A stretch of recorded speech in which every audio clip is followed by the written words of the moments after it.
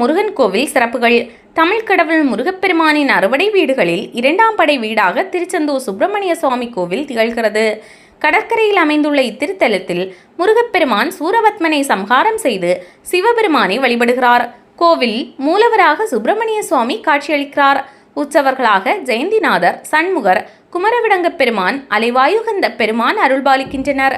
கோவிலில் விநாயகர், பார்வதி தேவி, சுவாமி வீரபாகுமூர்த்தி, வீரமகேந்திரர், தட்சிணாமூர்த்தி, பெருமாள், வள்ளி தெய்வானை, சூரசம்ஹாரமூர்த்தி, பாலசுப்பிரமணியர், மயூரநாதர், சண்டிகேஸ்வரர், நடராஜர், சனி பகவான், பைரவர், அருணகிரிநாதர் என அனைத்து சுவாமிகளுக்கும் தனித்தனி சன்னதிகள் உள்ளன.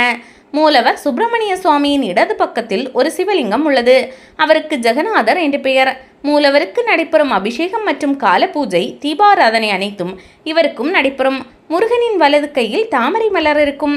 தாமரை மலரால் சிவபெருமானை பூஜிப்பதாக ஐதீகம்.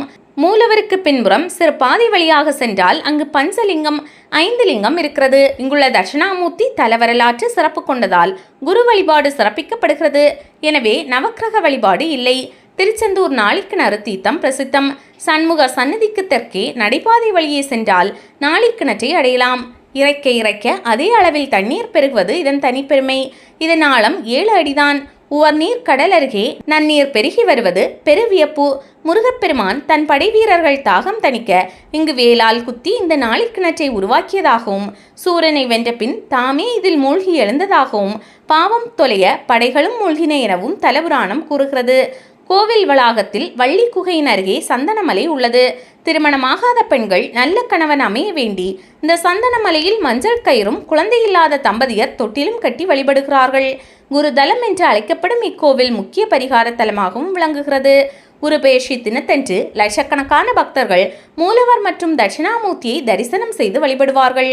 கோவிலில் தங்க கொடிமரம், செப்பு கொடிமரம் என 2 கொடிமரங்கள் உள்ளன. கும்பாபிஷேகம். திருச்செந்தூர் கோவிலில் 2/7/2009 மகா கும்பாபிஷேகம் நடைபெற்றது.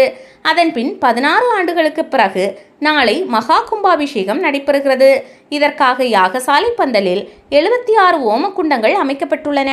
நாளை காலை 6:15 மணிக்கு மேல் 6:50 மணிக்குள் ராஜகோபுர விமான கலசங்களுக்கும் சுவாமி மூலவர், சண்முகர், ஜெயந்திநாதர், நடராஜர், குமரவிடங்க பெருமான் மற்றும் பரிவார மூர்த்திகள் விமான கலசங்களுக்கும் புனித நீர் ஊற்றி மகா கும்பாபிஷேகம் நடைபெறுகிறது.